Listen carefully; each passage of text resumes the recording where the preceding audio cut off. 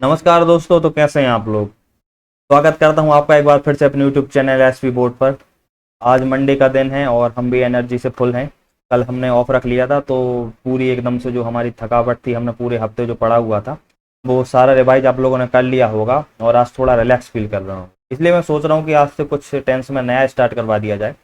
मैंने जो कुछ भी हम कराएंगे वो कुछ ऐसा स्पेशल या हटके नहीं होगा। आप लोगों को जो भी इतने दिन 8 या 10 दिन पढ़ाया गया है, आपका जो बेस बनाया गया है वो इसके लिए ही बनाया गया था कि आप अब जो आगे पढ़ेंगे वो इसी चीज पर डिपेंड करेगा कि आपने पहले क्या पढ़ा हुआ।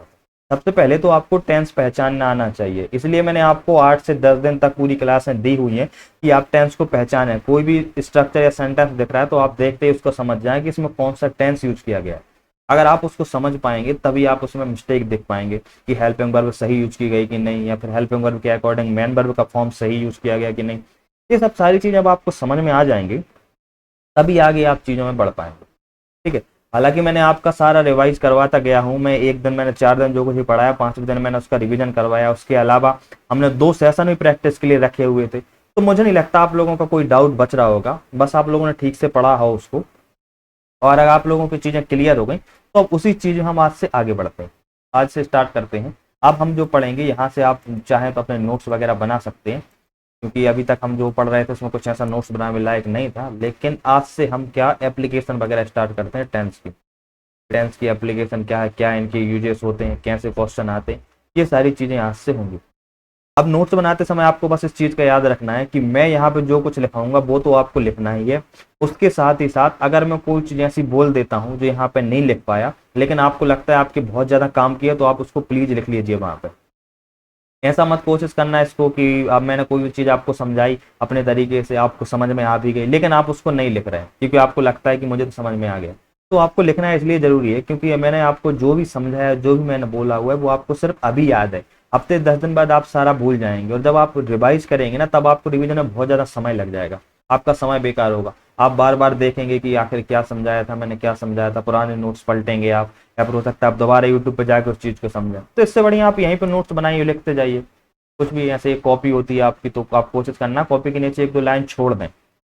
बिल्कुल यहाँ तक आप लिखना, उसके बाद अगले पेज पे सीधे बढ़ जाएं और यहाँ से स्टार्ट कर दें। इससे क्या होगा, जब आप रिवाइज करेंगे हो सकता है आप कोई चीजें नहीं याद आ जाए, या फिर आप जब कोई क्वेश्चन लगा प्रैक्टिस करें तो कोई आपका अलग से टाइप मिल जाए, तो टाइप हो सकता है जैसे मैं ना करवा पाऊँ, या फिर आपको कोई हिंट या ट्रिक टाइप में मिल रही है कैसी चीजों का पहचानना, तो आप उसको यहाँ पे लिख लेना।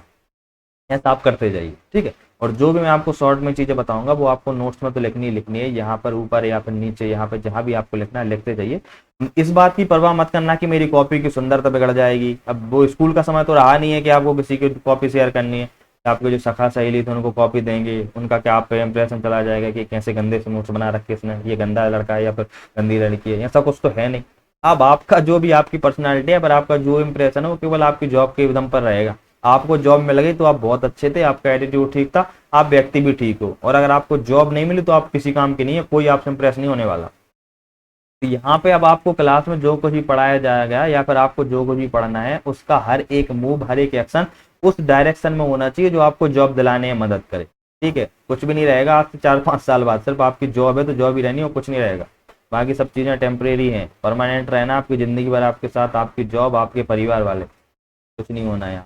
और दोस्त यार 2-4 भी बचेंगे, जो भी अभी तक जो दोस्त बचे हैं या फिर जो अब तक अभी दोस्त बने हैं, बस वही जॉब है, दोस्त हैं आपके। अब आगे आप बनाने की कोशिश मत करना, ट्राई भी मत करना। अब जो ही बनेंगे आपको यूज करने के लिए बनेंगे। ठीक है। अब चलो उसी चीज को आगे बढ़ाते हैं। अब दुनियादारी के ज्ञान बाद में होता रहेगा, अभी पढ़ लेते हैं। अगर आपको वो सारी चीजें मैंने पढ़ाई थी समझ में आ गया तो यहाँ पे देखिए 1-2 क्वेश्चन मैंने लिख रखे हैं। ये क्वेश्चन जो भी है वो वाले हैं जो मैं सीधे एसएससी में उठ कर आए हुए, एसएससी के हैं। इसमें से 1-2 क्वेश्चन तो सीधे मैंने सीजीएल मेंस के तक उठाए हुए। आप देखना है, इसको समझने की कोशिश करना है कि जो टेंस लिखा हुआ है कौन सा टेंस है इसमें, और क्या इसमें मिस्टेक है तो क्या मिस्टेक है, अगर मिस्टेक नहीं तो सही है। ये सब चीजें आप इसको समझने की कोशिश करें। अभी आप यहाँ पे वीडियो रोक दें, अपने मन से समझने की कोशिश करें। ठीक है। अब चलो, आप लोगों ने देख लिया होगा, आगे मैं आपको बढ़ता हूँ। मैंने आपको बताया हुआ था कि कोई भी अगर आपको टेंस देखना है या फिर कोई भी अगर आप स्ट्रक्चर देखते हैं तो उसमें 3 चीजें समझने की कोशिश कीजिए। एक तो क्या होती है सब्जेक्ट, उसके बाद सब्जेक्ट के बाद क्या लिखी होती है वर्ब, और वर्ब के बाद क्या लिखा होता है ऑब्जेक्ट। बिना 3 चीजों के कोई भी सेंटेंस लिखा नहीं जाएगा, इस बात को आप याद रखना। सब्जेक्ट तो होगा ही होगा, उसके बाद बिना वर्ब के तो संभव ही नहीं है, क्योंकि वर्ब ही तो पूरे एक्शन की जान होती है। एक्शन मतलब वर्ब, कोई काम आप कर रहे हैं तो कोई भी काम या कोई एक्शन कर रहे हैं तो वो एक्शन तो सेंटेंस में होगा ही होगा, सीधी सी बात है। आप जो पढ़ रहे हैं उसमें भी एक्शन है टीच, मेरा सॉरी मैं पढ़ा रहा हूँ उसमें एक्शन टीच, आप पढ़ रहे हैं उसमें लर्न एक्शन है, आप खा रहे हैं उसमें ईट एक्शन है। तो मतलब बिना उसके कोई भी आप क्रिया कर रहे हैं तो उसमें उस क्रिया या फिर उस एक्शन का होना तो कंपलसरी है, वो तो होगा ही होगा। और आप उसको परफॉर्म कर रहे हैं या फिर कोई दूसरा व्यक्ति परफॉर्म कर रहा है तो वो सब्जेक्ट परफॉर्मर भी होगा, सीधी सी बात है। चलिए अब देखते हैं आगे, इस चीज को आप समझना जैसे ही मैंने आपको समझाया स्ट्रक्चर से, आप वैसे ही समझने की कोशिश करना। आप देखेंगे मैंने क्या बताया, तीन चीजें बेसिक होती हैं तीन वर्ड स्ट्रक्चर में, सब्जेक्ट वर्ब और ऑब्जेक्ट। तो यहाँ पे भी तीन ही चीजें, सब्जेक्ट भी है, देखो आप देखेंगे सी तो इसमें हो जाएगा सब्जेक्ट। उसके बाद आता है क्या, हार्ट, हार्ट एक्शन है, हेल्पिंग वर्ब तो इसमें लिखी नहीं है, सीधा हार्ट वर्ब आ गया। क्योंकि हेल्पिंग वर्ब मैंने आपको बताई थी तीन ही हेल्पिंग वर्ब होती हैं, कौन कौन सी होती हैं वो आप इसको देख लेना, डू पढ़ाई थी मैंने, और इसकी जो थर्ड पर्सन के साथ होती है डज होती है। उसके बाद मैंने आपको क्या पढ़ाया था, एक होती है आपका हैज और हैव, और फिर आगे जो मैंने आपको पढ़ाई थी बी हेल्पिंग वर्ब। ये मैंने आपको तीन हेल्पिंग वर्ब पढ़ाई हुई थी, किसका क्या फॉर्म होता है ये भी मैं आपको पढ़ा चुका हूँ, दोबारा मैं आपको पढ़ाऊंगा नहीं, वो इसलिए क्योंकि ऐसा नहीं कि पढ़ाने में मुझे कष्ट हो रहा है, मैं इसलिए नहीं पढ़ाऊंगा क्योंकि बार बार अगर वही चीज रिवाइज करते जाएंगे तो हम कुछ नया नहीं पढ़ पाएंगे, उसी रिवीजन में हमारा सारा समय जाता जाएगा। तो इस चीज को अगर मैंने आपको यहाँ पे बोला कि तीन हेल्पिंग वर्ब है तो मेरे ये लिखने के पहले आपको वो दिमाग में रिकॉल कर लेनी फटाफट कि कौन सी तीन हेल्पिंग वर्ब हैं, कौन से उनके तीनों फॉर्म होते हैं, ये चीजें आप फटाफट रिवाइज करते चलिए। जैसे मैंने आपको यहाँ पे लिखा था कि स्ट्रक्चर में तीन चीजें होती हैं, तो स्ट्रक्चर में लिखने के पहले आपको याद आना चाहिए था कि तीन चीजें होती क्या है, क्या क्या होती हैं, कैसे लिखी जाती है, सारी चीजें आपको समझ में आ जानी चाहिए। ठीक है, अब आगे बढ़ते हैं। अब आपको यहाँ समझ में आ गया कि हेल्पिंग वर्ब का यूज नहीं किया गया, डायरेक्ट वर्ब का यूज किया। ठीक है, और मी तो ये सीधा ऑब्जेक्ट है। ठीक है, तो आप यहाँ पे एक गौर करना कि बिना हेल्पिंग वर्ब के ऐसे कौन से टेंस होते हैं जिनमें हेल्पिंग वर्ब का यूज नहीं किया। आप इस चीज को रिवाइज कीजिए, अब आपको सीधा समझ में आ जाए कि सब में हेल्पिंग वर्ब यूज होती है, केवल बिना हेल्पिंग वर्ब के दो टेंस ही होते हैं, एक तो क्या होता है प्रेजेंट इंडेफिनिट, और दूसरा क्या होता है सेम में पास्ट इंडेफिनिट। ठीक, ये चीजें आपको समझ में आ गई। अब यहां तक आपको चीज समझ में आ गई, तो अब आपको आगे ये देखना है कि ये जो स्ट्रक्चर है इन दोनों में टेंस में से कोई एक टेंस का तो है, ये बात आपको यहाँ पे क्लियर हो गई। अब आपको देखना है इन दोनों में से कौन से टेंस का स्ट्रक्चर है। तो अगर आप देखेंगे सबसे पहले तो आप यहाँ पे पहले प्रेजेंट से ही कोशिश करना कि प्रेजेंट के साथ है क्या। तो आप देखेंगे जो मैंने आपको बताया था इसका सब्जेक्ट जो है वो कौन सा है, सी। सी किस में आता है, थर्ड पर्सन सिंगुलर में, थर्ड पर्सन सिंगुलर। ठीक है, इसके साथ वर्ब की कौन सी फॉर्म यूज की जाती है, तो आप बोलेंगे इसमें वर्ब की फर्स्ट फॉर्म यूज की जाती है, और फर्स्ट फॉर्म में भी डायरेक्ट फॉर्म यूज की जाती है जिसमें वर्ब में एस या ई एस लगा दिया जाता है। तो अब आप देखेंगे इसमें क्या वर्ब में एस या ई एस लगा है, तुम बोलोगे नहीं लगा है, सीधा बिना एस ई एस के लिखा गया। तो यहाँ पे एक चीज तो क्लियर हो गई कि प्रेजेंट इंडेफिनिट तो ये नहीं है। ठीक है, अब आप जाना पास्ट इंडेफिनिट की तरफ। पास्ट इंडेफिनिट में आप क्या बोलेंगे कि बिना हेल्पिंग वर्ब के यूज किया जाता है, इसमें क्या होता है सब्जेक्ट कोई भी हो उससे फर्क नहीं पड़ता है, इसमें सीधी डायरेक्ट वर्ब की सेकंड फॉर्म लिखी जाती है हर एक सब्जेक्ट के साथ। तो अब आगे आप बढ़ेंगे तो देखेंगे क्या ये वर्ब की सेकंड फॉर्म यूज है, तो आप बोलेंगे जिसको पता है वो ये चीज समझ लो, जिसको नहीं पता तो आप देख लें। हार्ट वर्ब जो होती है इसमें तीनों फॉर्म इसके फर्स्ट सेकंड और थर्ड तीनों फॉर्म हर्ट ही होते हैं, फर्स्ट भी हर्ट होता है, सेकंड भी हर्ट होता है, थर्ड भी हर्ट होता है।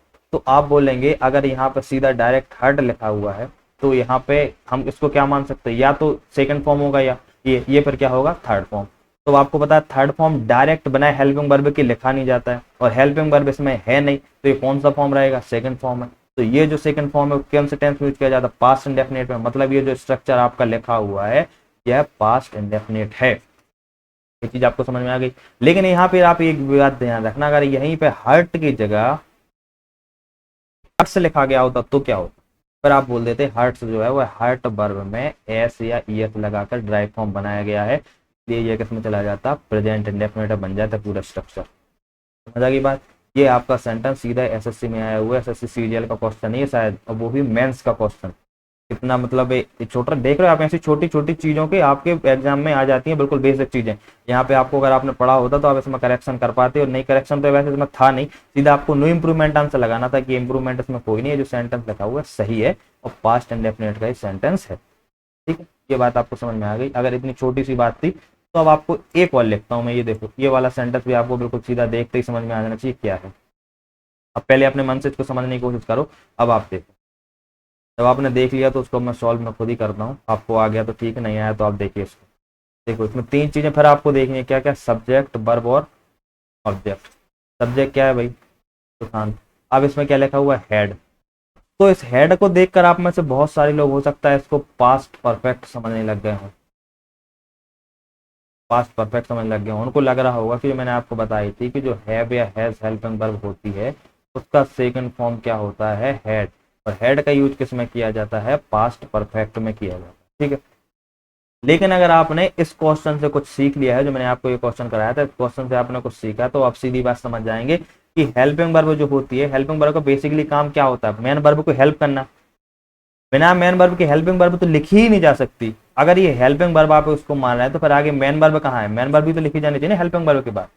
भाई इसमें तो आप बोल देंगे मेन वर्ब तो कोई है नहीं, जो नो फ्रेंड्स है ये तो सीधा ऑब्जेक्ट है ना, कोई एक्शन थोड़े ना नो फ्रेंड, ये तो कोई व्यक्ति है नो फ्रेंड, मतलब कोई फ्रेंड नहीं, एक्शन ही तो मेन वर्ब हो सकती है। तो अगर खाली यहाँ पे मेन वर्ब नहीं है तो फिर हेड हेल्पिंग वर्ब कैसे हो सकती, नहीं हो सकती। और फिर जिनको ये चीज समझ में आ गई होगी वो क्या समझेंगे, मैंने आपको बताया हुआ था कि हैज और जो हैव होता है ये मेन वर्ब भी होती है। जब मैंने आपको हेल्पिंग वर्ब पढ़ाई थी तब मैंने आपको बताया था हैज और हैव मेन वर्ब भी होती है। और इसका मतलब क्या होता है, पोजीशन। कोई भी चीज अगर आपके पास है उस पोजीशन को बताने के लिए हैज और हैव का यूज किया जाता है। अगर आप स्कूल कॉलेज में ही पढ़ते होंगे इतना तो खैर आपको सबको पता होगा। जैसे हम एक सेंटेंस लिख देते हैं, आई हैव पेन, ये लिखा हुआ है, ठीक है। तो इसमें आप देखिए, आप यहाँ पे आई तो हो जाएगा सब्जेक्ट। अब ये जो हैव है ये क्या है, यहाँ पे आपकी मेन वर्ब है। किसको बता रही है, पोजीशन को। पोजीशन से मतलब अगर आपको कोई चीज हो, आपके पास हो, आप उसको पजेस करते हैं, आपको बिलोंग करती है वो चीज, तो उसको आप हैव के द्वारा बताते हैं। तो क्या लिखा, आई हैव ए पेन, मतलब आपके पास एक पेन है, ठीक है। ये बात आपको समझ में आ गई। अब आप यहाँ पे आगे आइए वापस अपने क्वेश्चन। सेम चीज यहाँ पर देखेंगे, आप क्या बोलेंगे, सब्जेक्ट हो गया सुशांत, तो जो हेड है वो हेल्पिंग वर्ब नहीं, ये क्या है, मेन वर्ब है, ठीक है। अब बिना हेल्पिंग वर्ब के आपको वही चीज फिर से समझ आ जानी चाहिए कि बिना मेन वर्ब के दो ही सेंटेंस लिख सकते हैं, सॉरी टेंस।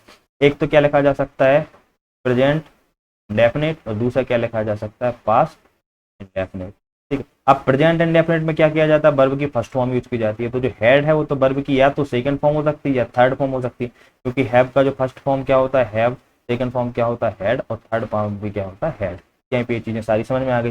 तो आपको फिर वही पुराने क्वेश्चन समझ में आ जाएगी, थर्ड फॉर्म तो डायरेक्ट सीधी लिखी नहीं जा सकती बिना हेल्पिंग वर्ब के, तो ये तो नहीं हो सकता। क्या लिखा जा सकता है, सीधा सेकंड फॉर्म। और सेकंड फॉर्म किस में होता है, वो आप बोल देंगे पास्ट इंडेफिनिट में सेकंड फॉर्म सीधा यूज, पास्ट इंडेफिनिट यूज किया। में ये आंसर आपका सही है, पूरा सेंटेंस सही है आपका, इसमें कोई भी करेक्शन होने की बात नहीं थी, ठीक है। अब थोड़ा एक सेंटेंस और बढ़ते हैं आगे। ये देखिए, ये बहुत ज्यादा, सबसे ज्यादा एग्जाम में पूछा जाने वाला एक क्वेश्चन है। लगभग आप देखेंगे तो साल में 2-3 ऐसे तो एग्जाम हो ही जाते हैं ऑल ओवर इंडिया, जहाँ पे इस टाइप का क्वेश्चन आपको देखने मिल जाता हो। कभी सीजीएल में या फिर उस साल सीजीएल में नहीं आ पाया तो हो सकता है बैंक के एक आधे एग्जाम में सेम टाइप डालेंगे, बैंक में नहीं आया तो किसी स्टेट के एग्जाम में। लेकिन ये जो आपका स्ट्रक्चर है इससे रिलेटेड क्वेश्चन डेफिनेटली सीधा उठ के आता है, यही वाला। सिर्फ यहाँ पे नाम चेंज हो जाएगा आपका, सब्जेक्ट और यहाँ पे ऑब्जेक्ट कुछ भी चेंज हो जाएगा, बाकी फॉर्मेट स्ट्रक्चर आपका यही रहेगा। अब आप यहाँ पे बताइए और पहचानने की कोशिश कीजिए कि इसमें क्या दिक्कत है, दिक्कत है तो क्या है, और अगर नहीं है तो क्यों नहीं है, क्या सही है इसमें।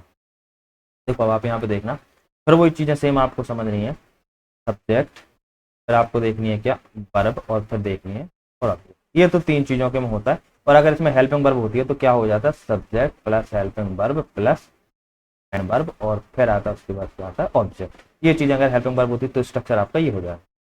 अगर आप अब देखना चाहेंगे, आप स्टार्ट कर दिए होंगे, समझ गए होंगे, तो आप यहाँ पे देखेंगे सुशांत तो इसका सब्जेक्ट हो गया, ठीक है। उसके बाद आप बढ़ेंगे, देखेंगे 2 बार हेड का यूज किया गया। तो आधे लोग तो यहीं पर सीधा इसको गलत कर देंगे कि भाई सेंटेंस तो गलत हो गया, इसमें 2 बार हेड का यूज किया गया। एक तो बात बोलेंगे आप, मुझे पढ़ने ही में अच्छा नहीं लग रहा कि हेड हेड 2 बार यूज किया गया। दूसरे आप बोलेंगे कि ये सेंटेंस जम ही नहीं रहा है, या तो हो सकता है एग्जामिनर के हाथ से एक हेड एक्स्ट्रा डल गया, सेंटेंस ये वाला था, ये एक हेड एक्स्ट्रा डल गया। आधे से सारे लोग इसको समझने लग जाए होंगे, ठीक है। लेकिन जिनको चीज जो समझ में आएगी, जो मैंने आपको हेल्पिंग वर्ब का यूज पढ़ाया था, वो चीज अगर आपको समझ में आ गई तो वो शायद कोशिश करेंगे इसकी समझने की। देखो हेड का यूज 2 बार किया गया है, तो एक बात तो समझ में आनी चाहिए कि यहाँ पे हेड 2 है, मतलब हैव का जो फॉर्म है 2 बार यूज किया गया है। और अगर हेल्पिंग वर्ब यूज की गई है तो हेड हेल्पिंग वर्ब किस में यूज की जाती थी, आप इसको देख पूछने की कोशिश करना। आप क्या बोलेंगे, हेड जो हेल्पिंग वर्ब है वो किस में की जाती थी, पास्ट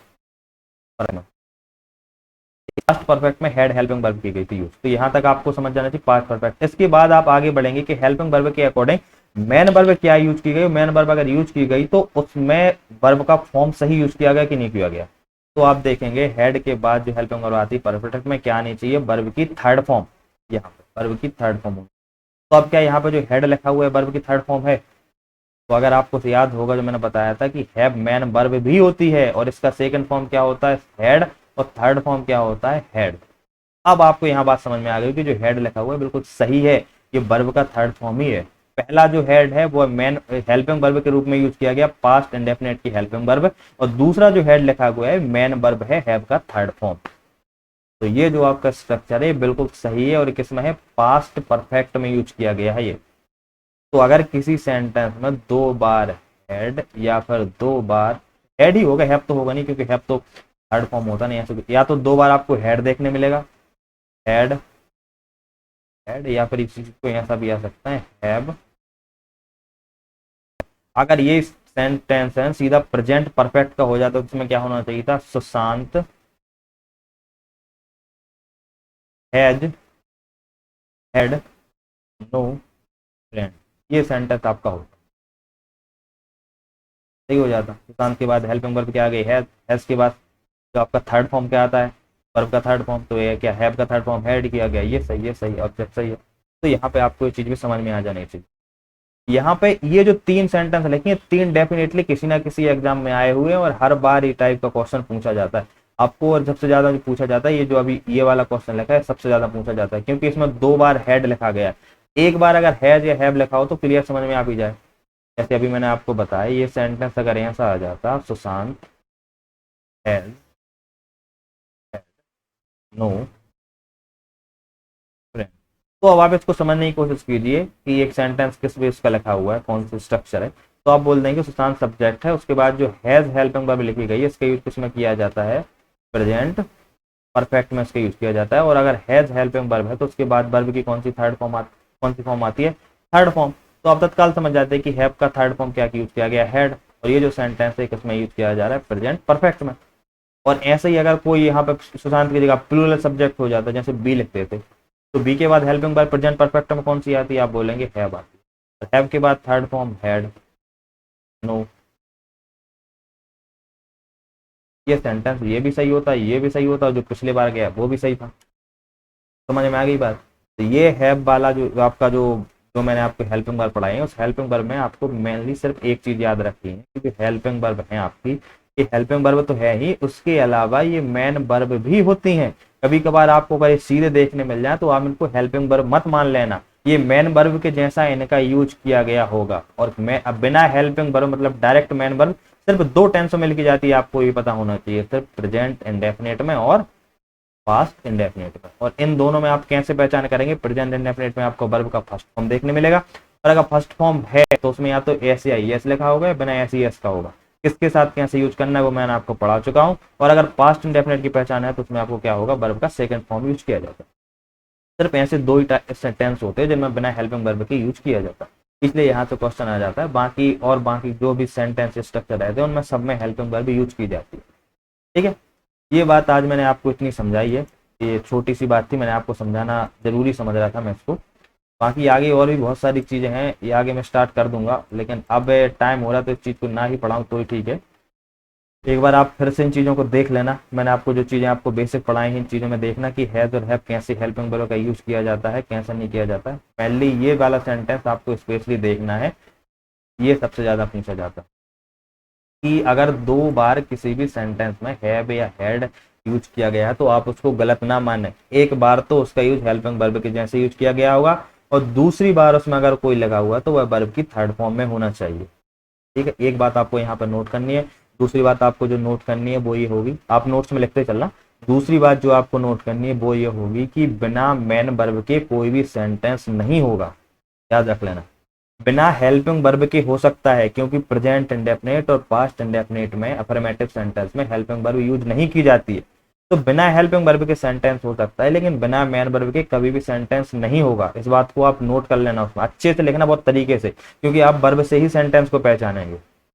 ठीक है, और जब आपने वर्ब देख लेंगे कि बिना हेल्पिंग वर्ब का है तो उसमें आपको पहचानने की सिर्फ दो टेंस में से कोशिश करना, प्रेजेंट इंडेफिनिट और पास्ट इंडेफिनिट। और उसमें कैसे पहचानेंगे वो आपको बता चुका हूँ कि वर्ब की फर्स्ट फॉर्म प्रेजेंट में आती है, सेकंड फॉर्म पास्ट इंडेफिनिट में आती है। क्लियर बात, ये बात मुझे आज आपको समझानी थी। ये तो था बिना हेल्पिंग वर्ब टाइप पे, और अगर हेल्पिंग वर्ब होती है तो दो हेल्पिंग वर्ब सीधी कैसे लिखी आ जाती है। इस टाइप पे मैंने आपको थोड़े से 2-4 क्वेश्चन समझाने की कोशिश की है। ये चीजें अगर आपको और क्लियर आ गई होंगी तो आप फिर से थोड़ा स्ट्रक्चर में और थोड़ा आपको तरीके से समझ में आया होगा कि स्ट्रक्चर होता क्या है, कैसे हेल्पिंग वर्ब का यूज होता है। ठीक है, तो आज की क्लास को अब इससे आगे नहीं बढ़ाते, इतना ही ठीक है। बाकी कल से आपकी एप्लीकेशन प्रॉपर स्टार्ट हो जाएंगी। कल आपका जो सेशन होगा उसमें हेल्पिंग वर्ब के बारे में कोई भी बात नहीं की जाएगी, अब सीधा स्ट्रक्चर उठाया जाए आपका। आप टेंस को पहचानना यहाँ से आप सीख ही गए होंगे तरीके से कि कैसे टेंस को पहचानना है। ठीक है, अब आगे की बात हम कल के लेक्चर में करेंगे। आज की क्लास में इतना ही था, मिलते हैं अब कल। जय हिंद।